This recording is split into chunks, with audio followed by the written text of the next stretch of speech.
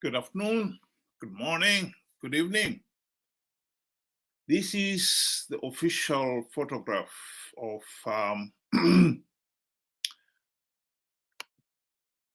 King Charles III and the heads of the Commonwealth. It has been circulating in my WhatsApp group, and somebody had added a caption at the bottom of it: "I can't see our president," meaning he can't see Mnangagwa. Yes, Mnangagwa is not there because he's not the head of the Commonwealth. And what is interesting here is that when Mnangagwa got the invitation to attend the coronation, I think he accepted it grabbed it with both hands. He thought it was his opportunity to be seen on the international stage. Zimbabwe had taken quite a lot of hits recently because of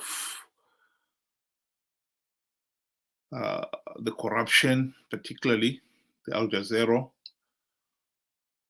story had left the whole country really embarrassed that such level of corruption could be happening in the country. And then this was quickly followed by the story of Bona Mugabe and their husband and how incredibly rich they've become. So the invitation to attend the coronation has have come to Mnangagwa and company as an opportunity that could not be missed. The Commonwealth has been important to Zimbabwe. It's re-engagement attempts. And unfortunately,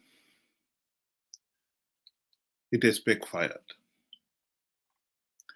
Zanu PF would have desperately wanted to have been readmitted into the Commonwealth by now. And it mounted an all-out charm offensive to try to get some of the African leaders, notably Paul Kagame of Rwanda, who spearheaded the call for Zimbabwe to be readmitted into the Commonwealth. I think Zimbabwe saw it as a stepping stone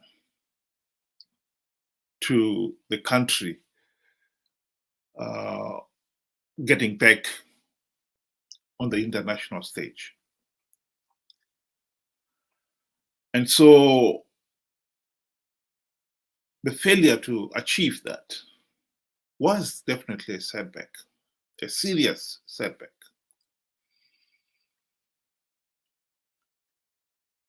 And yes,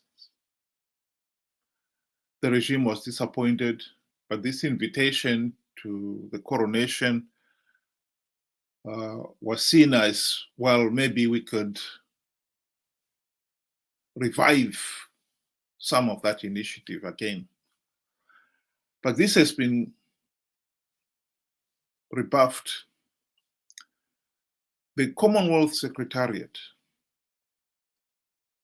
they're next to the King, between the British Prime Minister and the King Charles. There she is there. She has sent out a Twitter confirming that Zimbabwe will not be readmitted to the Commonwealth without implementing the changes She confirmed she did meet President Mnangagwa, and and she reiterated that point. I think that Twitter must have been a body blow to Mnangagwa and the Zanu PF regime. How he would have wished that she did not send that Twitter. But I think it was important for her to send it, and for the Commonwealth to send that message, that the issue of being readmitted to the Commonwealth without democratic reforms is absurd, because it is absurd. Can you imagine if Zanu PF or Zimbabwe had been readmitted into the Commonwealth, and then, as is well expected, the regime rigs the elections?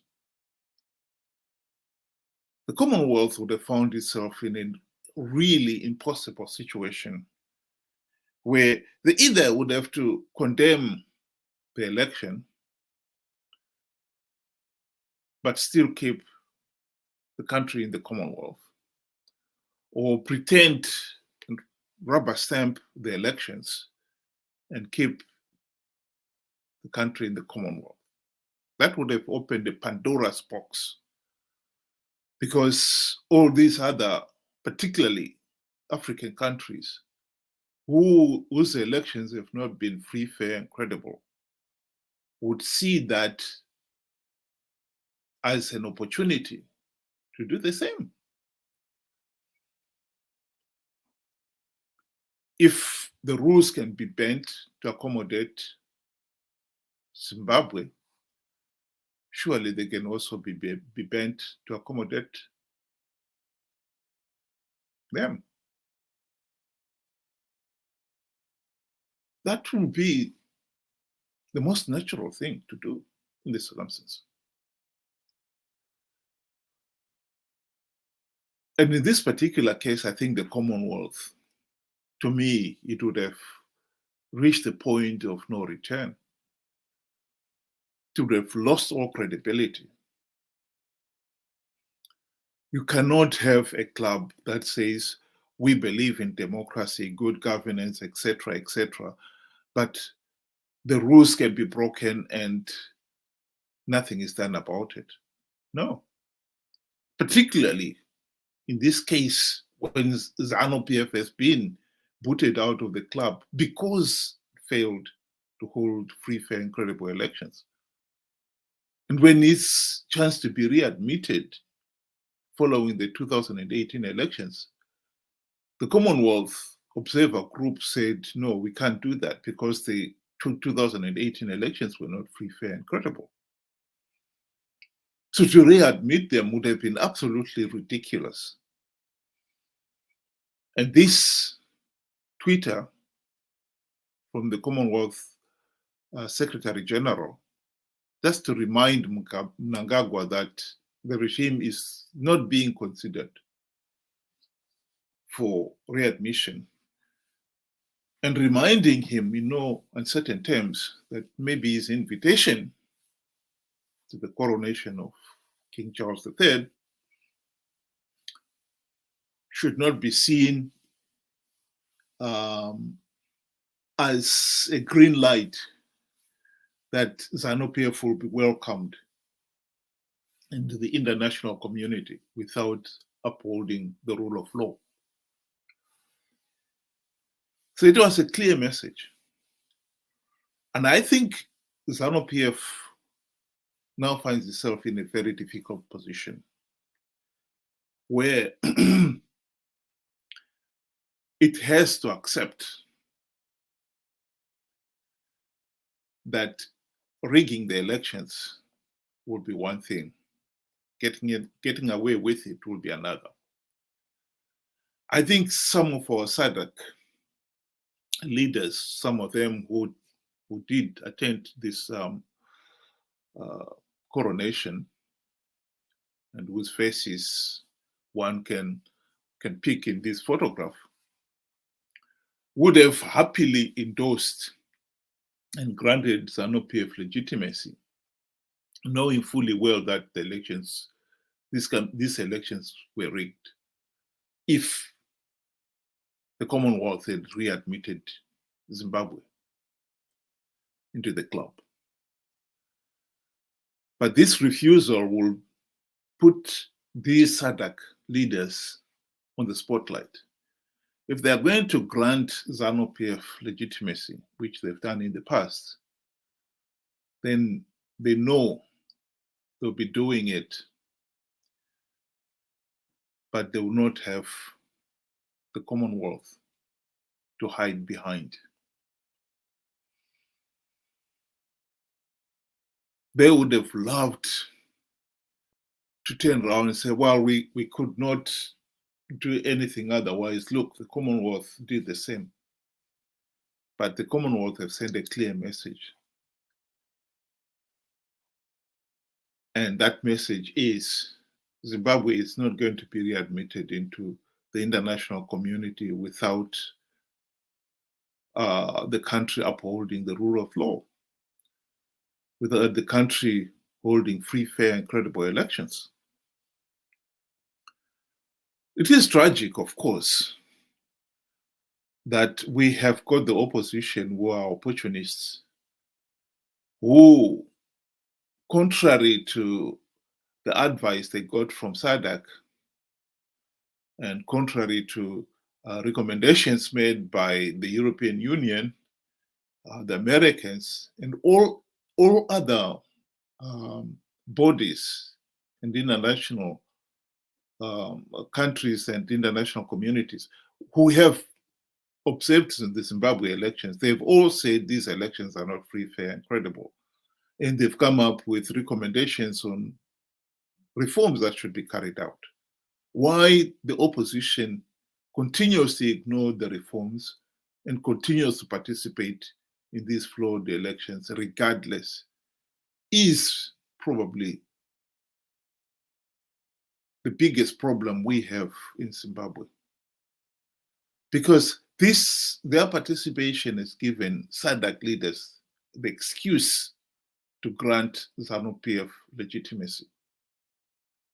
This is what got us into this mess and why we keep going round and round in circles.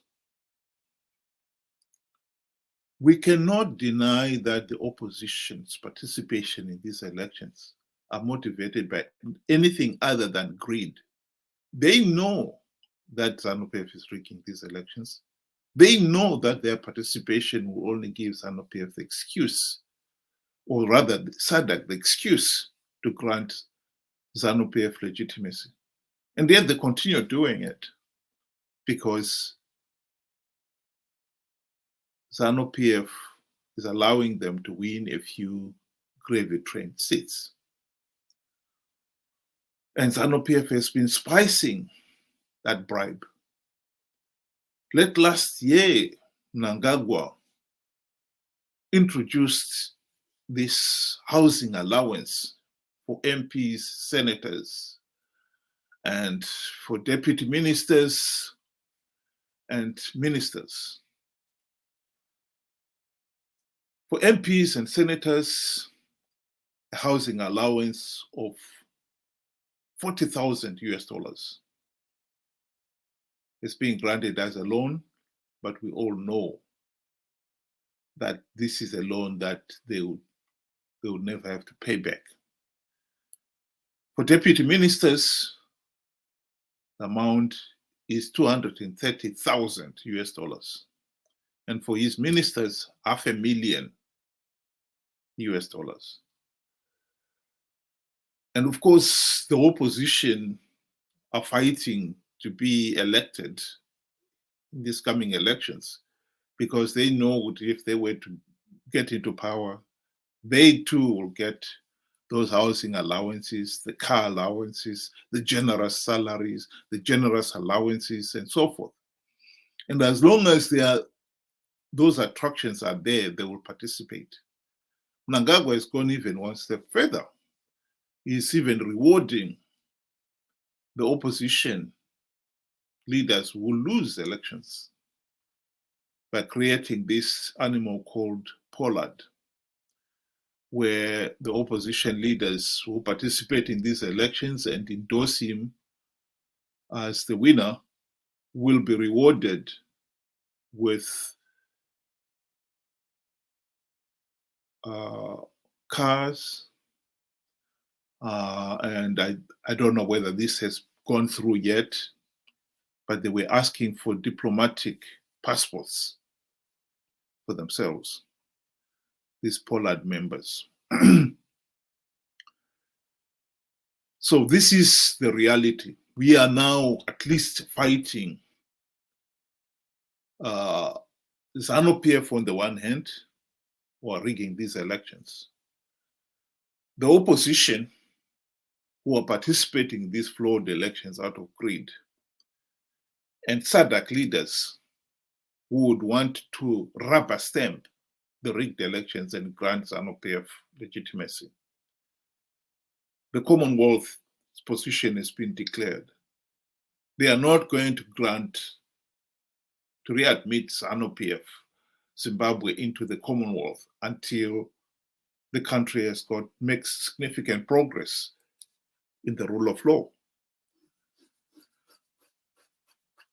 The invitation to King Charles' coronation should not be mistaken as a stamp of approval of the regime.